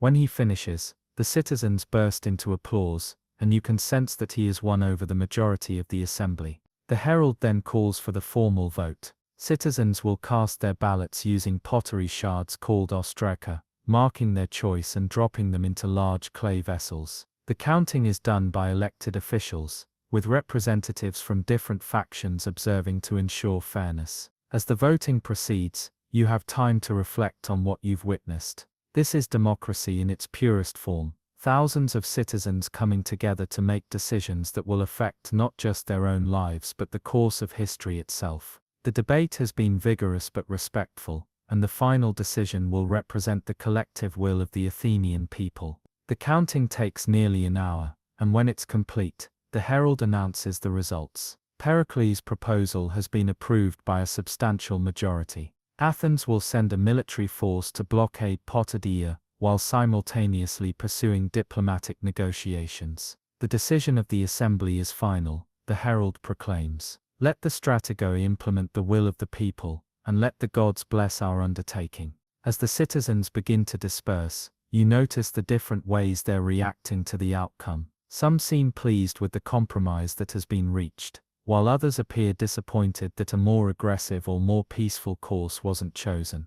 But all seem to accept the legitimacy of the decision. This is what they agreed to when they chose to participate in democratic governance. The walk back through the city is more subdued than the walk to the assembly. Citizens are processing what they've heard and experienced, and there's a general sense that important business has been concluded. You notice groups of men stopping to continue their discussions, analyzing the speeches they've heard and debating the implications of the decision. What did you think of your first assembly? Cleon asks as you make your way through the streets. You tell him that you were impressed by the quality of the debate and the seriousness with which the citizens approached their responsibilities. You mention that you were particularly struck by the way different viewpoints were given respectful hearings, and by the obvious skill of speakers like Pericles. Yes, Cleon agrees, Pericles is a master of the art of persuasion. But notice how he was careful to present logical arguments rather than mere emotional appeals. Athenian citizens are educated and experienced in democratic deliberation, and they can usually tell the difference between good reasoning and clever manipulation. Nicias, who has been unusually quiet during the walk, suddenly speaks up. Father, do you think we made the right decision? Some of the speakers seem to believe that war is inevitable, regardless of what we do. Cleon considers his son's question carefully. No human decision is ever perfect, my son. We can only do our best to weigh the available options and choose the course that seems most likely to serve the common good. The assembly has spoken, and now we must trust in the wisdom of our collective judgment. As you approach the house, you can see that Sophia has returned from her visit to the temple. She's waiting in the courtyard, her expression anxious as she watches for your return. When she sees you, her face brightens with relief. How did the assembly decide? She asks immediately. Cleon explains the outcome of the debate, and the decision to pursue both military and diplomatic options. Sophia listens carefully, then nods approvingly. The women at the temple prayed for wisdom in our leaders, she says. Perhaps the gods have answered our prayers. As the household settles into the evening routine, you notice that the political crisis has brought a subtle change to the usual atmosphere. There's a sense that the comfortable routines of daily life might soon be disrupted by larger events beyond anyone's control. The men talk more seriously about military matters, and the women seem more attentive to the news from outside the city. The evening meal is more elaborate than usual, perhaps reflecting the significance of the day's events. Sophia has prepared a special dish of lamb cooked with wine and herbs, and there's fresh bread, cheese and honey cakes for dessert. The conversation is animated, with Cleon and Nicias describing the assembly proceedings for Sophia and the other members of the household. Tell me about Pericles, Sophia asks. What kind of man is he? Does he seem worthy of the trust the citizens have placed in him? Cleon pauses to consider his answer.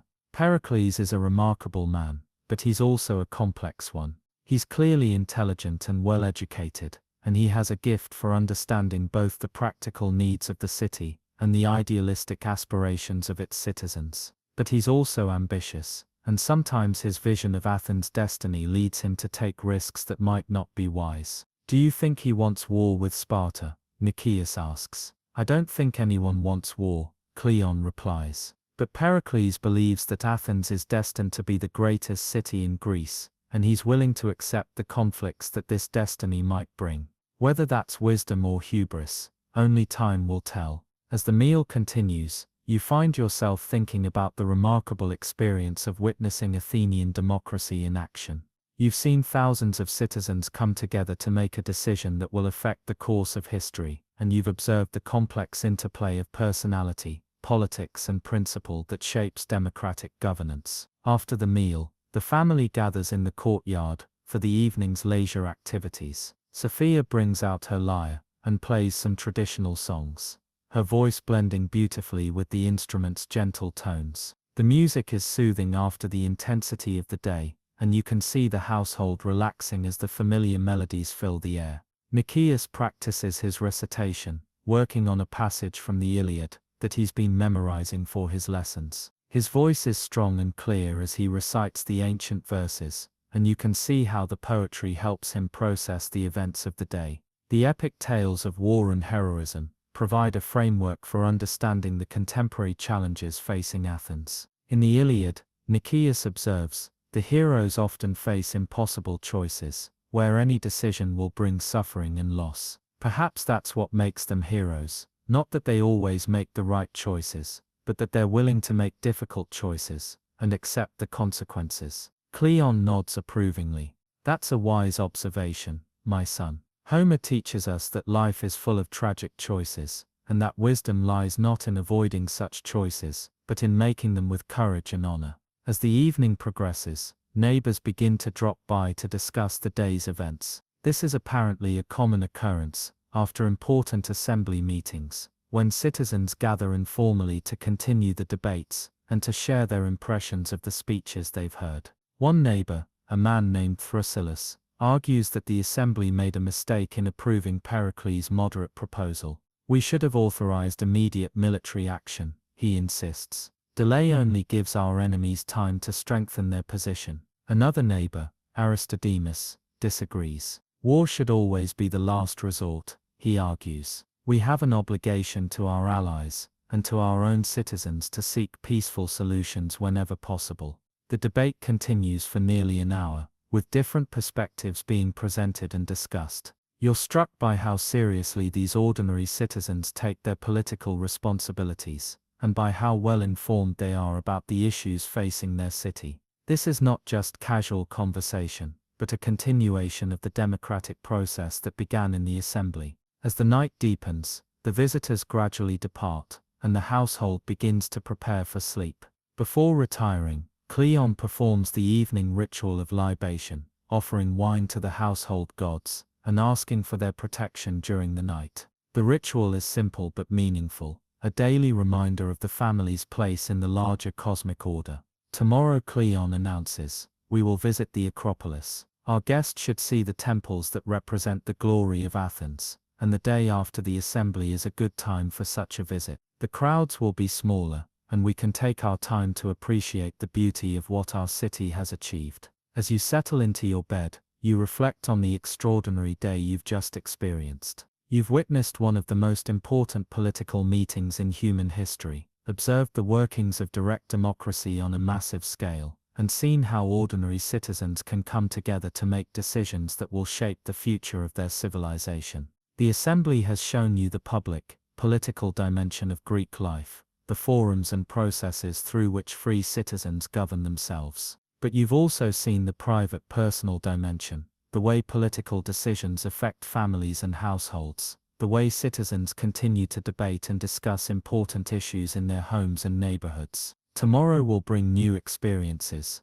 and new insights into the complexities of life in ancient Athens. The visit to the Acropolis will reveal the religious and artistic dimensions of Greek civilization, complementing today's exploration of its political institutions. But tonight, you're content to rest and dream, knowing that you've witnessed something truly remarkable, the birth of democratic governance, and the ongoing struggle of human beings to create just and beautiful communities. The sounds of the ancient city gradually fade as Athens settles into sleep. In the distance, you can hear the gentle lapping of waves against the shore of Piraeus, the port that connects Athens to the wider Mediterranean world. Somewhere in the hills around the city, shepherds are tending their flocks under the star-filled sky, and in the agora, night watchmen are making their rounds to ensure the security of the temples and public buildings. You drift off to sleep with the day's images still vivid in your mind, the sight of 6,000 citizens gathered on the hillside,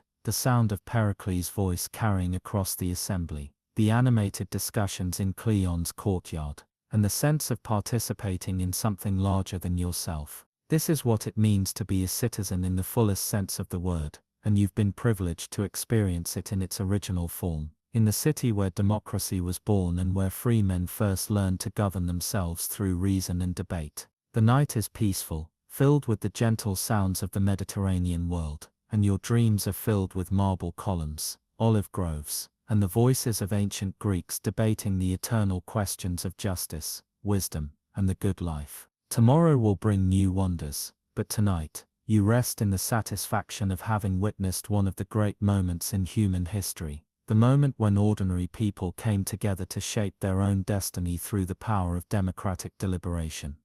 You wake to the gentle sound of bird song, filtering through the window of your room in Cleon's house.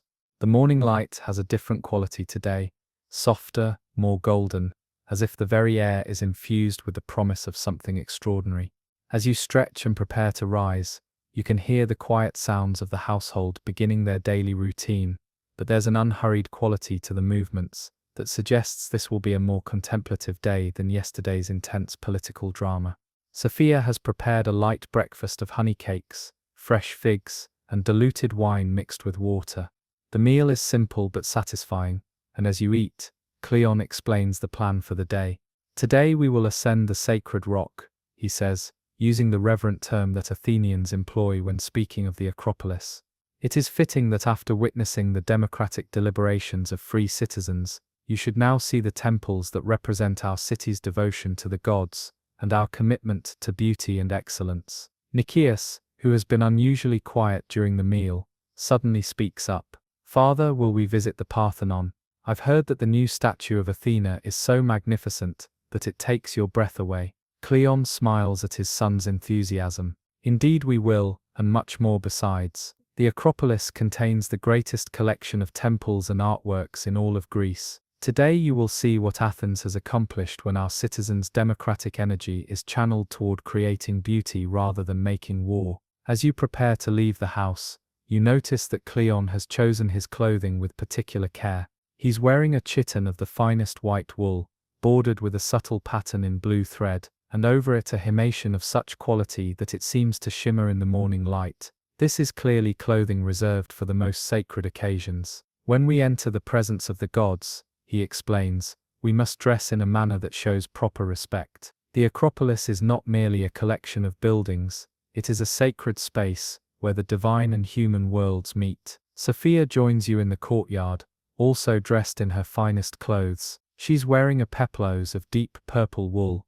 fastened at the shoulders with silver brooches, and her hair is arranged in an elaborate style that speaks of special ceremony. In her hands she carries a small basket containing offerings for the temples, flowers, incense and small clay figurines. I will accompany you as far as the entrance to the Acropolis, she says, but then I must part from you to attend to my own devotions. Women have our own rituals and our own ways of honoring the goddess. The walk through the city to the base of the Acropolis takes you through neighborhoods you haven't seen before. These are the areas where the craftsmen and artists live, the men who have created the magnificent works you're about to see. You pass workshops where sculptors are carving marble statues, painters are mixing pigments, and metal workers are creating the bronze fittings that adorn the temples. Look there, Nicias points to a workshop where several men are working on a large marble relief. Those are the followers of Phidias, the greatest sculptor in Athens. He's the one who designed the statue of Athena for the Parthenon. Through the open doorway, you can see the sculptors at work, their tools moving with practiced precision as they bring the marble to life. The scene is one of intense concentration and artistic dedication, and you begin to understand how the magnificent works on the Acropolis came to be created. As you approach the base of the sacred rock, the full majesty of the Acropolis begins to reveal itself. The hill rises nearly 500 feet above the surrounding city, its limestone cliffs providing a natural fortress that has been sacred to the gods since the earliest days of human settlement. The temples that crown the hill seem to float above the city like a vision of divine perfection. The Acropolis has been sacred for over 1,000 years, Cleon explains as you begin the ascent. Long before the great temples were built, our ancestors came here to worship the gods and to seek their protection. Every stone on this hill has been sanctified by centuries of devotion.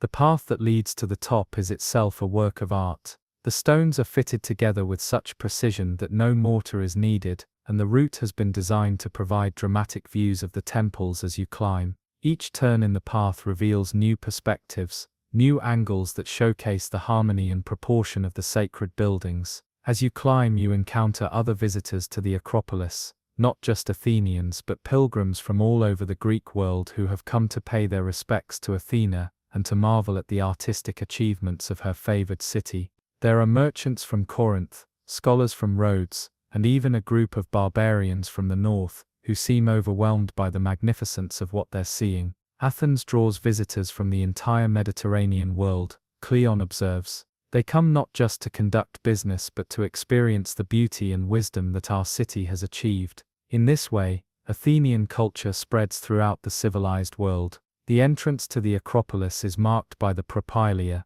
a monumental gateway that serves as both a practical entrance and a symbolic threshold between the mundane world below and the sacred realm above. The building is constructed of white marble and blue limestone, its columns perfectly proportioned according to the mathematical principles that govern all classical architecture. The propylaea was designed by Mathocles, Cleon explains as you approach the entrance. Notice how the columns create a sense of ascending movement, drawing the eye upward toward the temples beyond. Every element of the design serves both practical and spiritual purposes. As you pass through the gateway, you're struck by the sudden transformation in the quality of light and space. The propylaea acts as a kind of filter, separating the busy noise of the city from the serene magnificence of the sacred precinct. The marble surfaces seem to glow with an inner light, and the proportions of the space create a sense of harmony and peace that affects everyone who enters. This is the threshold of the sacred, Sophia says softly. From this point forward we must conduct ourselves with the reverence appropriate to the presence of the gods. The first building you encounter as you emerge from the propylaea is the small temple of Athena Nike, perched on a bastion overlooking the city below. The temple is tiny compared to the great structures that dominate the Acropolis, but its proportions are so perfect that it seems to embody the very essence of divine grace. Nike means victory, Nicias explains, and this temple was built to honor Athena as the goddess who grants victory to Athens. The frieze around the temple depicts the great battles where Athenian courage triumphed over our enemies. As you examine the sculptural decorations of the temple, you begin to appreciate the sophisticated artistic program that underlies all the buildings on the Acropolis. Every figure, every decorative element has been carefully chosen to communicate specific messages about Athens, its gods, and its destiny.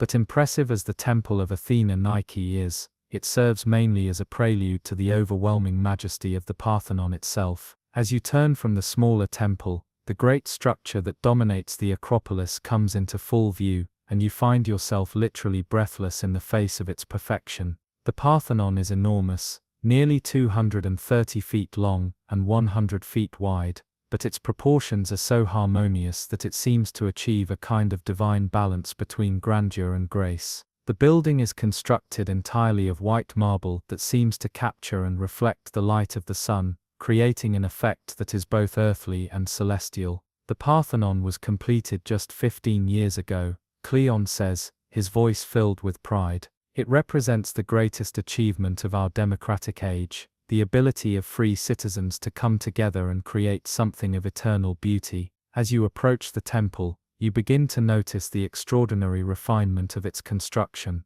The columns are not straight but slightly curved, the steps are not level but slightly raised in the center, and the entire structure incorporates dozens of subtle adjustments that correct for the optical illusions that would otherwise mar the building's appearance. The architects Ictanis and Callicrates understood that the human eye does not see straight lines and perfect angles, Cleon explains. They built these subtle curves and adjustments into the structure, so that the building would appear perfectly straight and proportioned to anyone viewing it. The sculptural decorations of the Parthenon are equally extraordinary. The pediments, the triangular spaces at the front and back of the temple, contain elaborate sculptural scenes depicting the birth of Athena and her contest with Poseidon for the patronage of Athens. The figures are carved with such skill that they seem to breathe with divine life. Look at the way the sculptor has captured the movement of the drapery, Nicias observes, pointing to one of the pediment figures. You can almost feel the wind that blows the goddess's robes.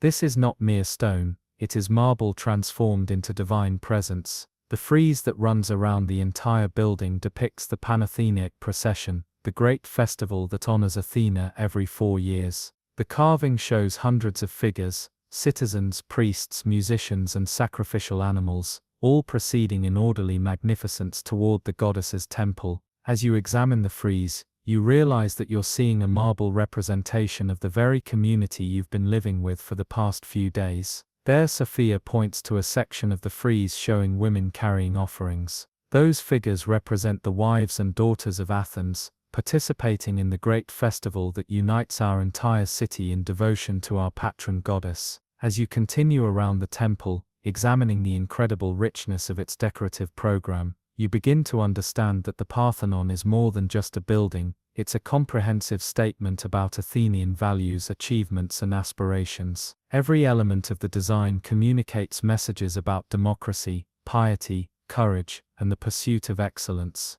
The interior of the Parthenon contains the greatest artistic treasure of the ancient world, the colossal statue of Athena created by Phidias. The statue stands nearly 40 feet tall, and is constructed of gold and ivory over a wooden frame. The goddess is depicted in full armor, holding a small figure of Nike in her right hand, and a shield in her left. The statue contains nearly 2,500 pounds of gold. Cleon whispers as you enter the temple's interior. But its true value lies not in its materials but in its ability to make the goddess herself seem present among us. The effect of the statue is indeed overwhelming. In the dim light of the temple interior, illuminated by oil lamps and the sunlight that filters through the doorway, the golden surface of the goddess seems to glow with divine fire. Her face, carved from ivory, has an expression of serene wisdom that seems to embody all the highest aspirations of human civilization. When I look upon this statue,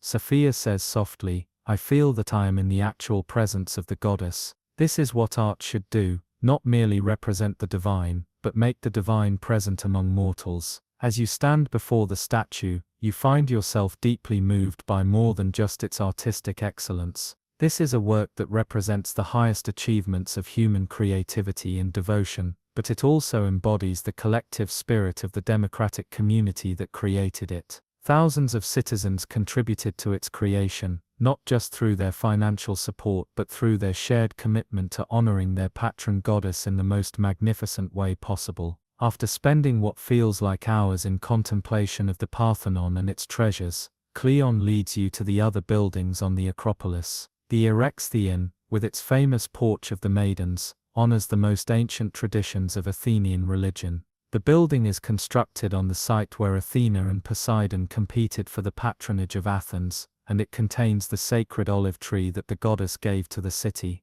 The Erechtheion connects us to the mythical origins of our city, Cleon explains as you examine the building's unique asymmetrical design. Here history and legend merge, and we can feel our connection to the heroes and gods who shaped Athens in the distant past. The Porch of the Maidens is supported by 6 sculptured figures of young women, each carved with such skill that they seem to be living beings rather than marble statues. The maidens stand in graceful poses, their robes flowing in elegant folds, their faces serene and dignified. These are the daughters of Athens, Nicias observes, transformed into eternal guardians of the sacred precinct.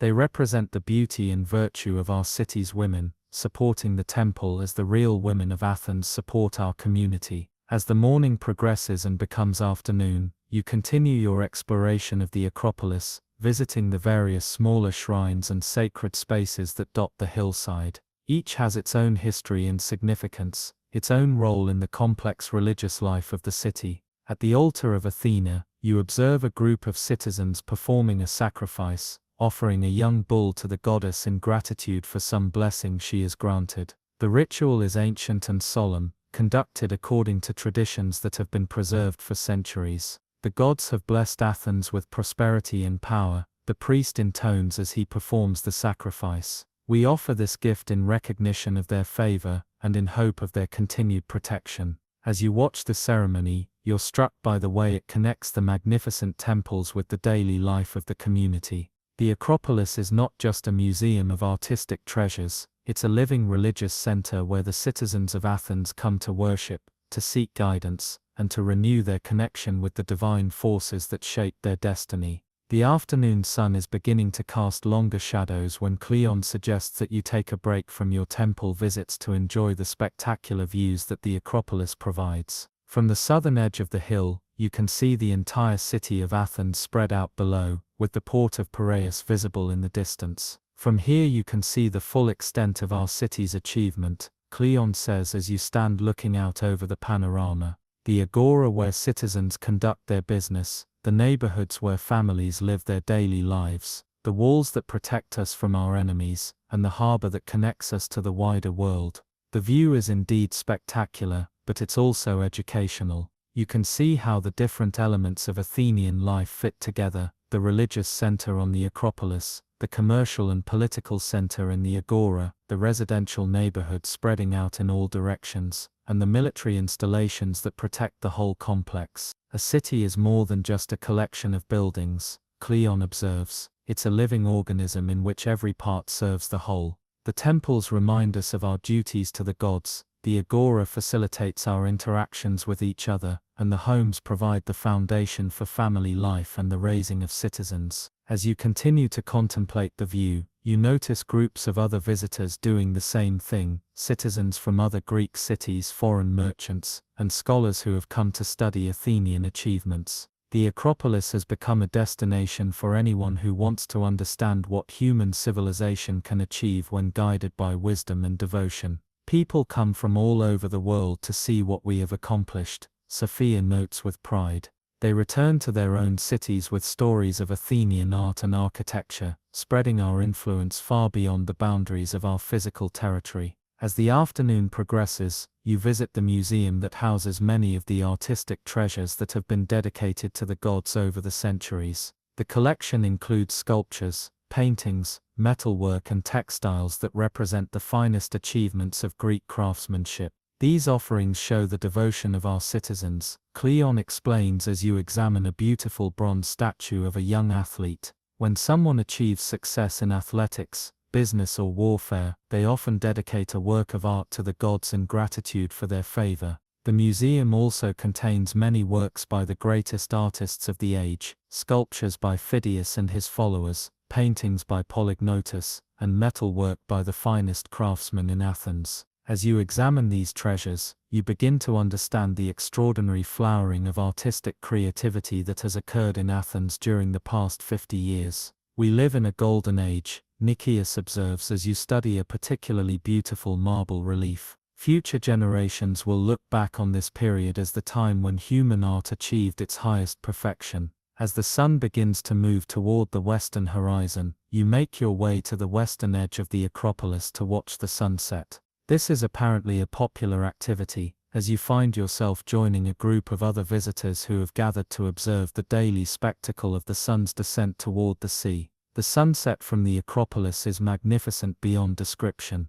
The marble temples seem to glow within a fire as the light reflects off their surfaces, and the entire city below is bathed in golden radiance. The sea beyond Piraeus sparkles like a field of diamonds, and the mountains that surround the Athenian plain are silhouetted against the brilliant sky. This is the hour when the gods walk among mortals, Sophia says softly as you watch the light play across the marble surfaces of the temples. The boundary between the earthly and divine realms becomes transparent, and we can sense the presence of the immortal powers that guide our destiny. As the sun sinks lower, the quality of the light continues to change, creating new effects and revealing new beauties in the familiar structures. The Parthenon seems to float above the hill like a vision of divine perfection, while the smaller temples and shrines glow with their own inner radiance. I have watched this sunset hundreds of times, Cleon says, and each time I see something new. The light reveals different aspects of the buildings, different combinations of shadow and brilliance that make familiar sights seem fresh and wonderful. As you stand watching the sunset, you find yourself reflecting on all that you've experienced during your time in ancient Athens. You've witnessed the democratic process in action, observed the daily life of a typical Athenian family, explored the commercial and intellectual life of the agora, and now contemplated the religious and artistic achievements that represent the highest aspirations of Greek civilization. What will you remember most about your visit to our city? Nicias asks as the sun continues its descent toward the horizon. It's a difficult question to answer. Every aspect of your experience has been remarkable in its own way. The democracy of the assembly, the intellectual curiosity of the philosophers, the artistic excellence of the temples, the warmth of family life, all these elements combine to create a picture of human civilization at its most admirable. I think I will remember the way everything fits together, you finally answer. Your democracy, your art, your philosophy, your family life, they're all part of a single vision of what human life can be when people dedicate themselves to excellence and virtue. Cleon nods approvingly. That is a wise observation. We Athenians believe that the good life requires attention to all dimensions of human existence: political, intellectual, artistic and personal. A city that neglects any of these aspects cannot achieve true greatness. As the sun touches the horizon, painting the sky in brilliant shades of red and gold, you realize that your extraordinary journey through ancient Athens is drawing to a close. Tomorrow you will return to your own time, carrying with you memories of one of the most remarkable civilizations in human history. The sun that sets on Athens tonight, Sophia observes, is the same sun that has watched over our city for countless generations. It has seen the rise of democracy, the flowering of art and philosophy, and the daily struggles of ordinary people to live good and meaningful lives. The first stars are beginning to appear in the darkening sky when you finally make your way back down from the Acropolis. The temples, now illuminated by torches and oil lamps, take on a different character in the darkness, more mysterious, more ethereal, but no less beautiful. The walk back through the city is peaceful and contemplative. The streets are quieter now, with most citizens having returned to their homes for the evening meal. The sounds of family life drift from the houses you pass: children playing, adults talking, the gentle sounds of domestic happiness. Back at Cleon's house, you find that Sophia has prepared a special farewell meal. The dining room has been decorated with flowers and garlands, and the table is set with the family's finest pottery and silver. The meal itself is elaborate: roasted lamb, fresh fish, various vegetables and fruits, and honey cakes for dessert. This is how we honor a departing guest, Cleon explains as you take your place at the table. You have been not just a visitor to our city, but a member of our household, and we want to send you away with memories of Athenian hospitality. The conversation during the meal is warm and reflective. The family members share their favorite memories of your visit, and you tell them about the aspects of Athenian life that have impressed you most. There's a sense of completion, of a circle being closed, as you reflect together on the experiences you've shared. You have seen Athens in a time of crisis, Cleon observes, when we are faced with difficult decisions about war and peace. But you have also seen our city at its best: the democratic institutions that allow free citizens to govern themselves, the artistic achievements that honor the gods and inspire the human spirit, and the family bonds that provide the foundation for all our public accomplishments. Nicias, who has been thoughtful throughout the meal, suddenly speaks up. Will you remember us when you return to your own time? Will you tell others about what you've seen here? You assure him that you will never forget your time in Athens, and that you will always carry with you the memory of the remarkable civilization you've been privileged to observe. The democracy that allows citizens to participate directly in governing their community, the artistic achievements that transform marble into divine presence, the philosophical inquiry that seeks truth through reason and debate, all these will remain with you as inspiration for your own life. As the evening deepens, neighbors begin to arrive for the traditional farewell gathering.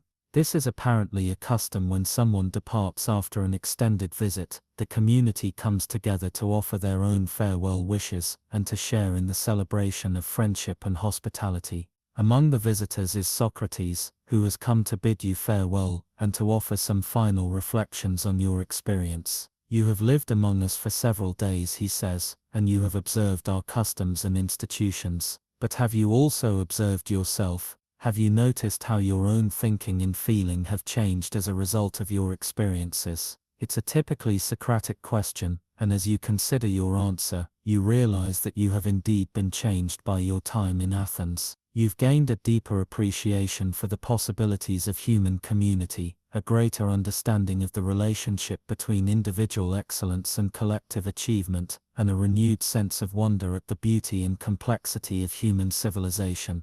I think I understand better now what it means to be truly human, you answer. It's not just about individual happiness or success, but about contributing to something larger than yourself, whether that's a family, a community, or the pursuit of truth and beauty. Socrates nods approvingly.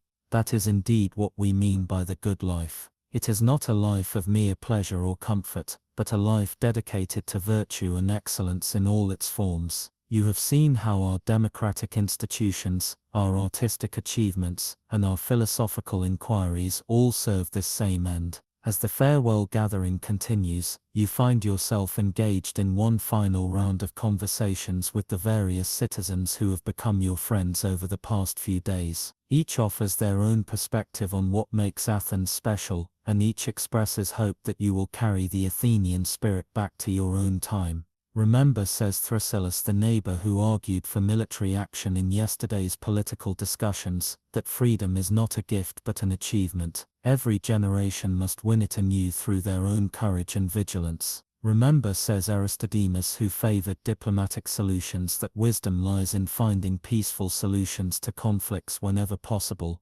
Violence may sometimes be necessary, but it should never be the first choice. Remember, says the young woman who served as a priestess in the temple rituals, that beauty is not mere decoration but a reflection of divine truth. When we create beautiful things, we participate in the creative activity of the gods themselves. As the evening draws to a close, the visitors gradually depart, each offering their final wishes for your safe journey, and their hopes that you will remember Athens with affection. Soon, only the immediate family remains, and it's time for the final preparations for your departure. Sophia presents you with a small gift, a clay lamp decorated with an image of Athena. This will remind you of the light of wisdom that illuminates our city, she says. Whenever you kindle its flame, remember the conversations and friendships you have shared here. Nicias gives you a scroll containing some of his favorite passages from Homer. These verses have inspired Greeks for centuries, he says. They speak of honor, courage, and the eternal struggle between mortals and their destiny. Perhaps they will inspire you as well. Cleon's gift is more practical but no less meaningful, a small purse containing silver coins bearing the image of Athena. These will serve as a reminder of Athenian prosperity and the democratic institutions that have made our success possible, he explains. As you prepare to sleep for the final time in the ancient world, you find yourself overwhelmed by the richness of your experience. You've witnessed the birth of democracy, observed the creation of some of the world's greatest art, participated in philosophical discussions that have shaped human thought for millennia, and experienced the warmth of Greek hospitality and friendship. The house gradually settles into nighttime quiet, and you lie in your bed listening to the familiar sounds of the ancient city, the distant lapping of waves, the soft sounds of night birds, the gentle murmur of late conversations in neighboring houses. These sounds have comforted Athenians for generations, and tonight they comfort you as well. As you drift towards sleep, you reflect on the central insight that your journey has provided. Ancient Athens succeeded not because it perfected any single aspect of human life, but because it understood that true civilization requires attention to all dimensions of human existence: political, intellectual, artistic and personal. The democracy that governed the city, the philosophy that guided its thinkers, the art that adorned its temples, and the family bonds that sustained its citizens were all part of a single vision of human flourishing. Your dreams are filled with marble columns gleaming in the Mediterranean sun, with the voices of citizens debating in the assembly, with the sounds of children playing in peaceful courtyards, and with the eternal wisdom of philosophers seeking truth through patient questioning.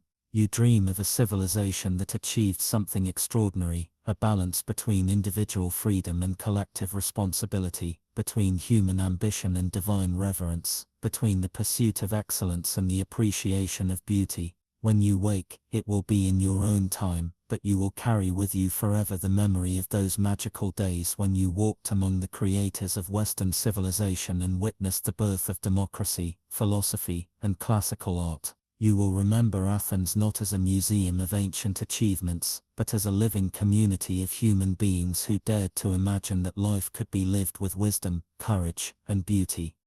The stars that shine over Athens tonight are the same stars that have watched over human civilization for thousands of years. They have seen the rise and fall of empires, the birth and death of cultures, the eternal struggle of human beings to create meaning and beauty in their brief time on Earth. But they have rarely seen anything as remarkable as the achievement of classical Athens, a small city-state that for a brief moment in history showed the world what human beings could accomplish when they dedicated themselves to the pursuit of excellence in all its forms. As sleep finally claims you, you rest in the knowledge that you have been privileged to witness one of the great moments in human history, the moment when ordinary people came together to create something extraordinary, something that would inspire and guide human civilization for thousands of years to come. Tomorrow, you will return to your own world, but you will carry with you always the light of Athens, the wisdom of its philosophers, the beauty of its art, and the courage of its citizens who dared to believe that human beings could govern themselves through reason and virtue. The ancient city sleeps peacefully around you, its citizens dreaming their own dreams of democracy and beauty, of wisdom and courage, of the eternal human aspiration to create something better than what came before. And in your dreams, you are part of that great endeavor, a citizen of Athens in its golden age, a witness to the birth of Western civilization, a participant in the eternal human quest for truth, beauty, and the good life.